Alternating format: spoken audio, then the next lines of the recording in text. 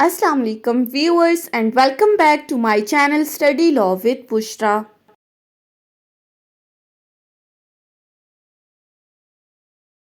So we were discussing Constitution of Pakistan 1973. We have discussed up till Article 20. In this video we are going to discuss Article 21 and Article 22. But before starting the discussion, I request you all to please subscribe to my channel and don't forget to press the bell icon for latest updates.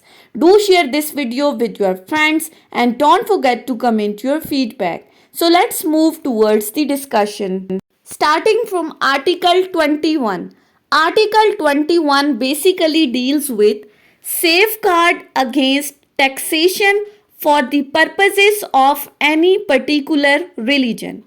अपनी last video के अंदर हमने article 20 को discuss किया था, जिसमें हमने freedom of religion के बारे में पढ़ा था कि हर सिटीजन के पास फ्रीडम ऑफ रिलीजन का राइट है कि वो कोई भी रिलीजन अडॉप्ट कर सकता है।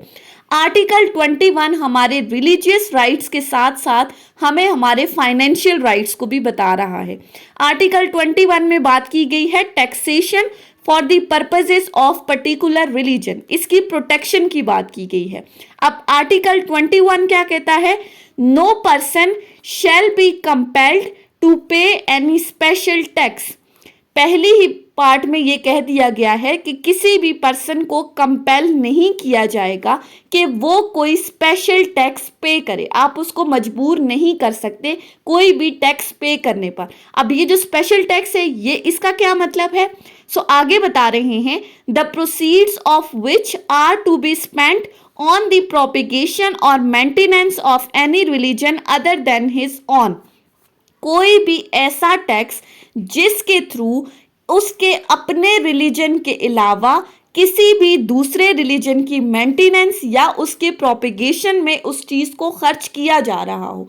यानी कि आर्टिकल 21 जिस टैक्स की बात कर रहा है, आप किसी भी पर्सन को ऐसा कोई भी टैक्स पे करने के लिए मजबूर नहीं कर सकते जो उसके अपने रिलीजन के अलावा किसी दूसरे रिलीजन की मेंटेनेंस, उसकी तशहीर या उसकी तबलीग में खर्च किया जा सके। यानी कि आर्टिकल 21 ऐसे तमाम किस्म के टैक्सेस से आपको प्रोटेक्शन दे रहा है कि वैसे तो अपने रिलीजन के लिए अगर कोई टैक्स पे करना है वो तो आप करोगे ही करोगे, वो तो कंपलसरी है। लेकिन अपने रिलीजन के अलावा किसी दूसरे रिलीजन की मेंटेनेंस के लिए अगर कोई टैक्स पे करने की बात की जा रही है तो आर्टिकल 21 ने डायरेक्ट कह दिया है कि कोई भी पर्सन किसी दूसरे को ऐसे टैक्स पे करने के लिए कंपेल नहीं कर सकता। ये था आर्टिकल 21। उसके बाद आ जाते हैं आर्टिकल 22 के ऊपर। Article 22 deals with safeguard as to educational institution in respect of religion etc. अब आर्टिकल 22 में बेसिकली एजुकेशनल इंस्टीट्यूशंस की बात की जा रही है, तालीमी इदारों की बात की जा रही है। कैसे तालीमी इदारे? जो कि मज़हब से रिलेटेड है, मजहबी तालीमी इदारों की सेफ गार्ड से मुतल्लिक आर्टिकल 22 डील करता है। अब article 22 clause 1, no person attending any educational institution shall be required to receive religious instructions or take part in any religious ceremony or attend the religious worship if such instruction, ceremony or worship relates to a religion other than his own.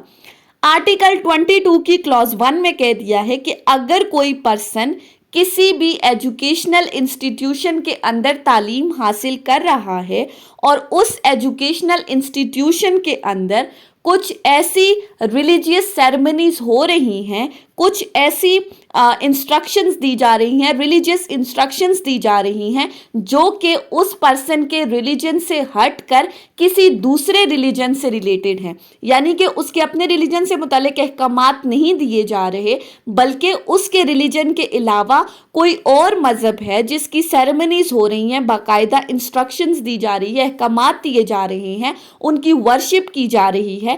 तो ऐसे educational institution के अंदर उस person के लिए compulsory नहीं है, उसको कंपेल नहीं किया जा सकता कि वो अपने रिलीजन के अलावा किसी भी दूसरे रिलीजन की रिलीजियस सेरेमनीज में हिस्सा ले, उनको अटेंड करे या उनके रिलीजन को प्रैक्टिस करे, उनके रिलीजन के अकॉर्डिंग उन इंस्ट्रक्शंस को माने और उनको फॉलो करे।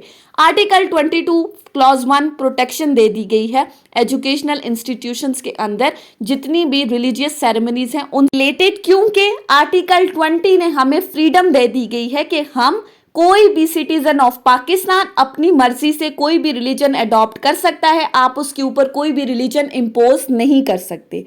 Clause 2 article 22, in respect of any religious institution there shall be no discrimination against any community in the granting of exemption or concession in relation to taxation। अब इस clause 2 के अंदर बेसिकली इम्पोजिशन ऑफ टैक्सेस की बात की गई है और उन इम्पोजिशन ऑफ टैक्सेस से रिलेटेड जो प्रिविलेजेस हैं, जो इम्यूनिटीज हैं, उनको डिस्कस किया गया है। क्लॉज 2 कहता है कि रिलीजियस इंस्टीट्यूशन से रिलेटेड कोई भी डिस्क्रिमिनेशन नहीं की जाएगी regarding the imposition of the taxes, यानी कि आप किसी particular class of the religion को while imposition of the tax privileges नहीं दे सकते या उनको किसी तरह की उस टैक्सेशन के अंदर कोई कंसेशन या फिर आप उनको टोटली एग्जैम्प्ट नहीं कर सकते कि वो ये टैक्स पे करें ही या ना करें।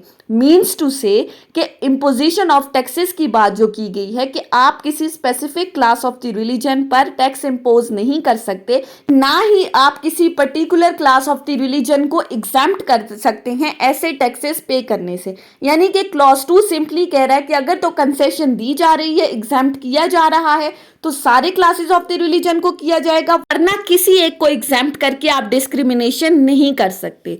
उसके बाद है clause 3।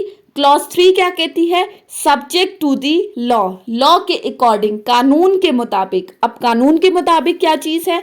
Number 1, no religious community or denomination shall be prevented from providing religious instructions for pupil of that community or denomination in any educational institutions maintained wholly by that community or denomination। अब इस clause के अंदर बात की गई है कि जितने भी मजहबी फिरके हैं, जितने भी मकातबे फिक्र के लोग हैं, उनको आप प्रिवेंट नहीं कर सकते। किस चीज से नहीं रोक सकते? कि वो किसी भी रिलीजियस इंस्टीट्यूशंस के अंदर अपनी कम्युनिटी के लोगों को रिलीजियस इंस्ट्रक्शंस दें, यानी कि उस कम्युनिटी का जो रिलीजन है, उस कम्युनिटी के अंदर अगर कोई रिलीजियस इंस्टीट्यूशन बनाया गया है तो आप ऐसे मजहबी फिरकों को नहीं रोक सकते कि वो उस रिलीजियस इंस्टीट्यूशन के अंदर अपनी कम्युनिटी के लोगों को अपने मजहब से रिलेटेड इंस्ट्रक्शंस दें।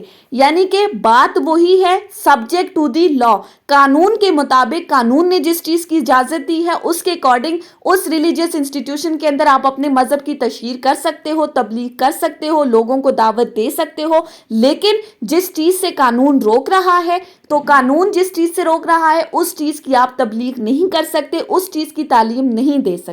अदरवाइज जितनी भी रिलीजियस इंस्ट्रक्शंस हैं आप अपने लोगों को उस एजुकेशनल इंस्टीट्यूशन के अंदर प्रोवाइड कर सकते हो। Clause 2, no citizen shall be denied admission to any educational institution receiving aid from public revenues on the ground only of the race, religion, caste or place of the birth। दूसरी clause में admission की बात की गई है religious institution के अंदर कि आप पाकिस्तान के किसी भी सिटीजन को मना नहीं कर सकते किसी भी ऐसे एजुकेशनल इंस्टीट्यूशन के अंदर एडमिशन लेने से जो कि पब्लिक रेवेन्यू से चल रहा है। यानी कि पब्लिक रेवेन्यू से चलने वाले जितने भी एजुकेशनल इंस्टीट्यूशन है वहां पर किसी पर्सन को एडमिशन देने से सिर्फ इन तमाम चीज़ों के ऊपर नहीं रोका जा सकता कि उसकी कास्ट अलग है, उसका कलर अलग है, रेस अलग है, यानी कि सिर्फ रंग, नस्ल, इन चीज़ों को मद्देनज़र रखते हुए आप किसी भी पर्सन को किसी भी एजुकेशनल इंस्टीट्यूशन के अंदर एडमिशन देने से नहीं रोक सकते। इन तमाम चीज़ों को छोड़कर कानून ये कहता है कि इन तमाम चीज़ों से हटकर हर सिटीजन ऑफ पाकिस्तान को किसी भी एजुकेशनल इंस्टीट्यूशन के अंदर एडमिशन दिया जा सकता है। उसके बाद क्लॉज 4 क्या कहती है? Nothing in this article shall prevent any public authority from making provisions for the advancement of any socially और educationally backward class of the citizen. Clause 4 हमें कह रही है कि इस आर्टिकल के अंदर जितनी भी बातें लिखी गई हैं वो किसी भी पब्लिक अथॉरिटी को इस चीज़ से नहीं रोक रही कि वो डेवलपमेंट के लिए प्रोविजंस बनाए। अब किसकी डेवलपमेंट के लिए, किसकी एडवांसमेंट के लिए, किसी भी backward class of the citizen के लिए जो कि सोशली या educationally backward class of the citizens हैं, उनकी एडवांसमेंट के लिए, उनकी डेवलपमेंट के लिए किसी भी अथॉरिटी को नहीं रोका जा सकता कि वो ऐसी कोई भी प्रोविजंस बनाए जिससे उनकी एडवांसमेंट हो, उनकी डेवलपमेंट हो। ये आर्टिकल आपको प्रिवेंट नहीं कर रहा। सो ये थी हमारी आज की डिस्कशन आर्टिकल 21 और आर्टिकल 22 के ऊपर, जिसमें हमने अपने रिलीजियस राइट्स के साथ साथ अपने फाइनेंशियल राइट्स को भी डिस्कस किया है relating to the religion. So that's all about today's lecture. I hope कि आपको ये लेक्चर समझ में आया होगा अगर आपने इस वीडियो को अटेंटिवली सुना है तो। अगर आपको ये वीडियो अच्छी लगी है तो इस वीडियो को लाइक करें, कमेंट करें और चैनल को जरूर